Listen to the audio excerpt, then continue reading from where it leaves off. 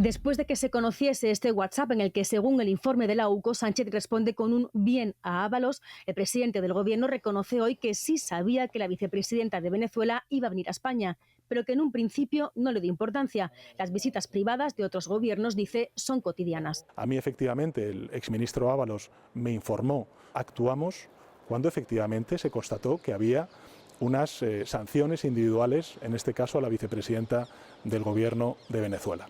En el informe de la UCO recogen que hubo después malestar del presidente del Gobierno y que tuvo palabras muy duras con Ábalos. Fuentes de Moncloa hablan incluso de que Sánchez fue engañado, aunque en su momento no lo explicaron así y defendieron la actuación de su ministro. Hizo su deber, que fue evitar una crisis diplomática con su intervención.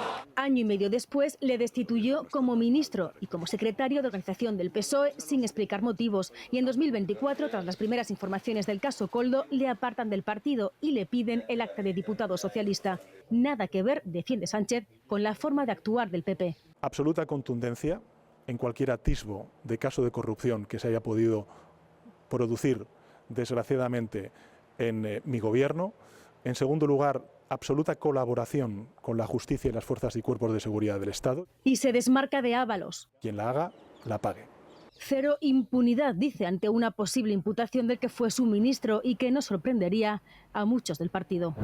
Sin matices ni peros. Que se investigue todo lo que haya que investigar. Los ministros hoy van todos a una. Caiga quien caiga. Se desmarcan por completo de Ábalos y de cualquier acto de corrupción. Aquí se actúa con transparencia, con contundencia y con ejemplaridad. Es un orgullo tener un gobierno limpio y un presidente contundente contra la corrupción. A aplaudir la reacción de Sánchez ha salido hoy también Zapatero. La diferencia que ha marcado con tantas otras veces que hemos conocido escándalos, yo creo que ha estado muy bien el presidente del gobierno. Pero para la oposición hay solo una opción. Exigir su inmediata dimisión y que sean los españoles quienes acudan a las urnas. Cree el PP que la trama salpica a todo el gobierno. Feijóo desde Polonia, en un vídeo que ha enviado el partido, presiona. La corrupción en el gobierno avanza a un ritmo que asusta. Ningún presidente honesto eludiría su responsabilidad y seguiría escondido sin dar la cara. Insisten en el informe de la UCO que desvela que el comisionista Víctor Aldama aprovechó su relación con Ábalos y Koldo para cerrar el rescate de Europa. Una operación, sin embargo, que el Tribunal de Cuentas avaló. Los populares también afean a Sánchez que conociera la visita de Delsi y anuncian que pedirán incluir esa información del informe en la comisión de investigación en el Senado. Sánchez es el padrino de la trama. Y llamarán a Sánchez a declarar. Tienes que cambiar tu chip. Yo, por ejemplo, era cocinero. Aquí llegué y inicié en un ramo de la vida que nunca había utilizado, la construcción.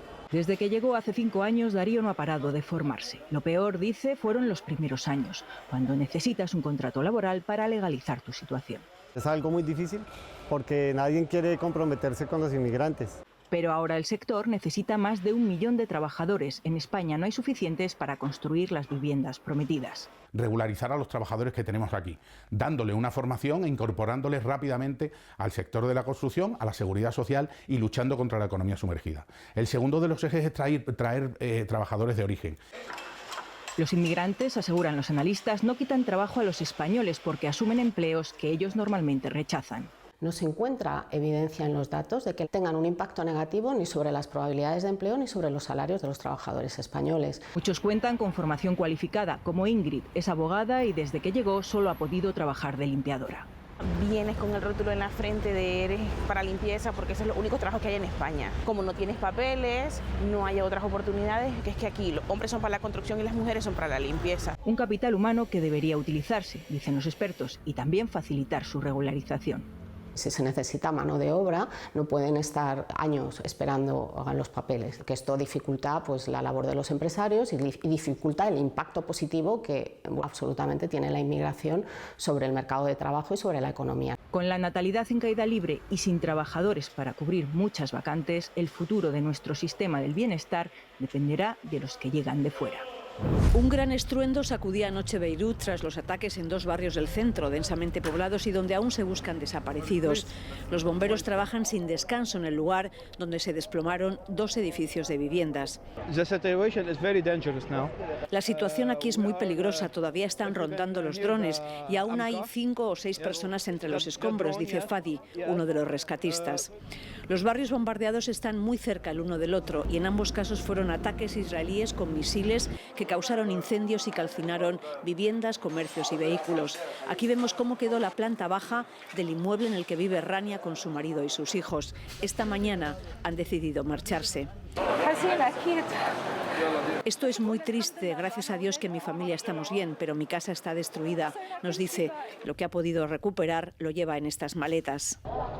Este ha sido hasta ahora el ataque más letal en pleno centro de Beirut desde que comenzó esta ofensiva. Hay decenas de muertos y heridos. Esta es además una zona muy popular, un barrio lleno de edificios residenciales, de pequeñas tiendas y comercios y donde además en estos días habían venido muchos desplazados del sur del país huyendo de los ataques en esa zona. Según Israel, el objetivo era un dirigente de Hezbollah, Wafik Safa, quien habría sobrevivido.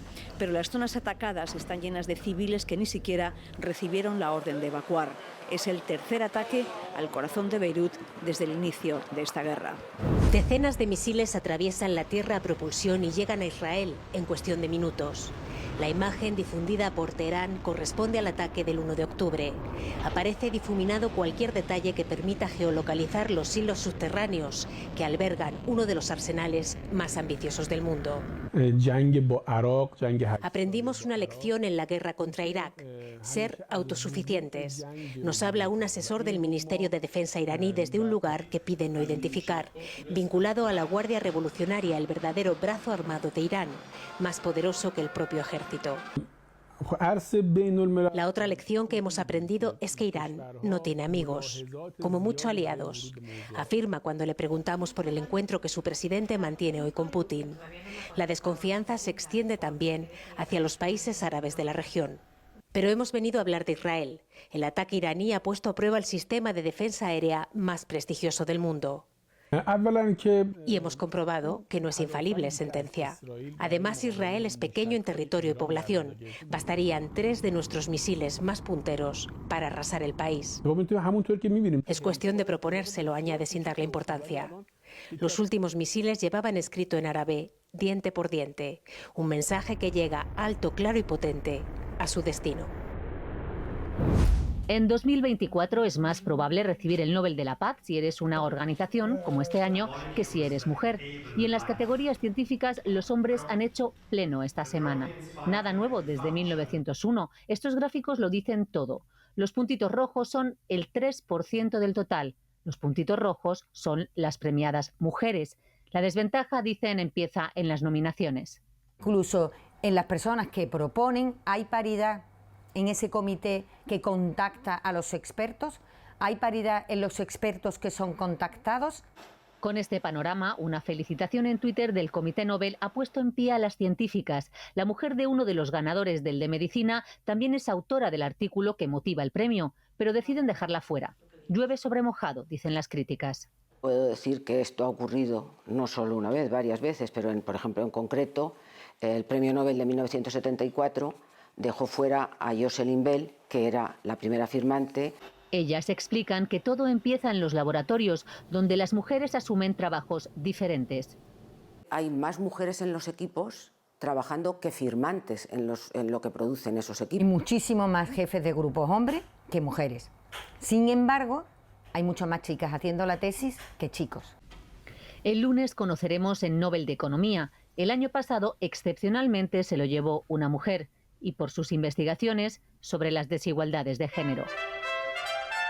Rodeado de humanoides que prometen hacernos la vida más fácil, pero que de momento solo hemos visto bailar, Elon Musk ha presentado su último proyecto estrella, los vehículos autónomos, futuristas y basados en inteligencia artificial. Una gran puesta en escena, dicen los expertos, para lo que todavía es un prototipo. Por ahora son pruebas en circuitos cerrados, porque no está ya no la tecnología del coche o de la furgoneta, sino el contexto. Según Musk, estará en las carreteras antes de 2027 por menos de 28.000 euros.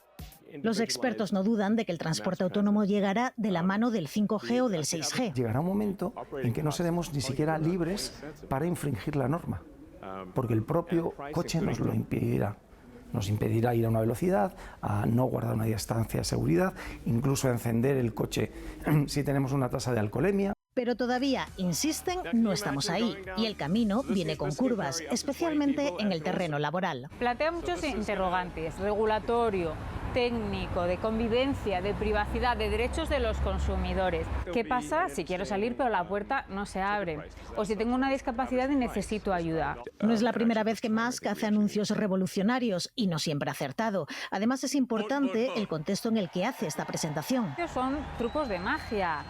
Le ha venido muy bien a Elon Musk en este momento lanzar este anuncio para subir sus acciones en bolsas y también en el contexto de una candidatura que está acompañando presidencial. Igual no ha convencido porque justamente hoy las acciones caen. De momento el robotaxi es un proyecto, pero quizá la pregunta que deja en el aire no es cuándo circularán, sino cuánto tiempo falta para que nos prohíban conducir a los humanos.